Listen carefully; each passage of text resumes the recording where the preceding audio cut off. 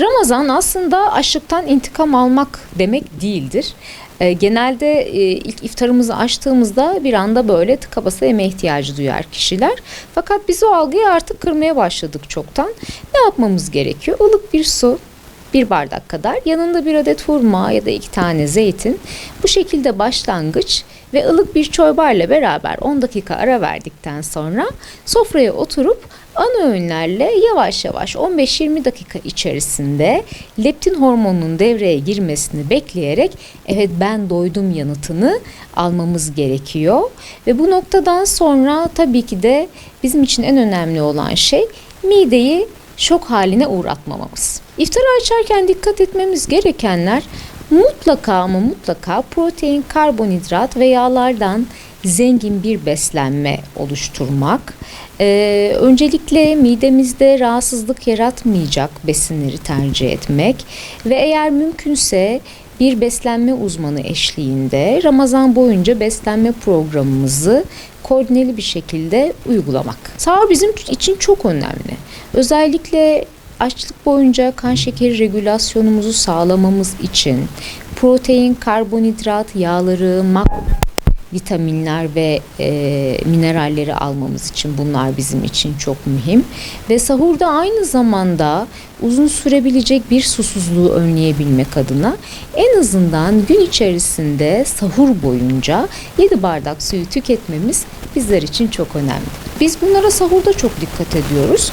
Çünkü sahur bizim için özellikle bazen diyabet hastaları, antidiyabetik kullananlar oruç tutmak isterler. Bizim önerdiğimiz mutlaka protein kaynağı yüksek olan yumurta, yoğurt, kefir, peynir bunların tercih edilmesi ama peynirde az tuzlu olanı tercih etmemiz her zaman daha doğru.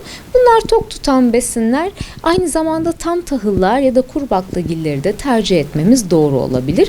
Tabii kuru baklagiller eğer sindirimimizde herhangi bir problem yaratmayacaksa. En çok sık yapılan beslenme hatalarından bir tanesi iftarda maalesef böyle çok şekerli, kızartılmış ya da çok tuzlu olan besinlerin tüketilmesi, özellikle tatlının iftarda yemeklerle beraber tüketilmesi ve öncesinde söylemiş olduğum gibi öğünlerde ara verilmeyip bir anda sıklıkla yemeğin tüketilmesi hızlı bir şekilde maalesef. Şimdi kilo artışı noktasında dediğim gibi eğer kişi kendine güvenmiyorsa mutlaka bir beslenme uzmanının yolunu tutması gerekiyor.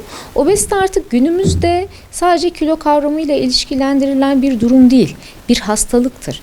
Bu hastalığın önüne geçebilmemiz için mutlaka kilo artışını engelleyebilecek faaliyetlerde bulunmamız gerekiyor. Sık öğünlerle mutlaka Ramazan ayında da sahur olacak, iftar olacak ama 2 tane de ara öğün koymamız lazım. Ve eğer elimizden geliyorsa mutlaka gün içerisinde iftarımızı açtıktan bir saat sonra 20 ila 30 dakika arasında bir egzersiz yapmamız gerekmektedir. Teşekkür ederim. Bu arada bunu da belirtmek istiyorum. Özellikle eğer sahur yapmadığımız takdirde gün içerisinde kortizol hormonumuz çok devrede olduğu için stres ve buna bağlı olan insanların kızgın ruh hali, birbiriyle tartışma olayları bunlar çok rastlanılabiliyor. O yüzden lütfen sahurumuzu yapalım. Aynı zamanda kilo vermek isteyenler için çok da özel bir ay.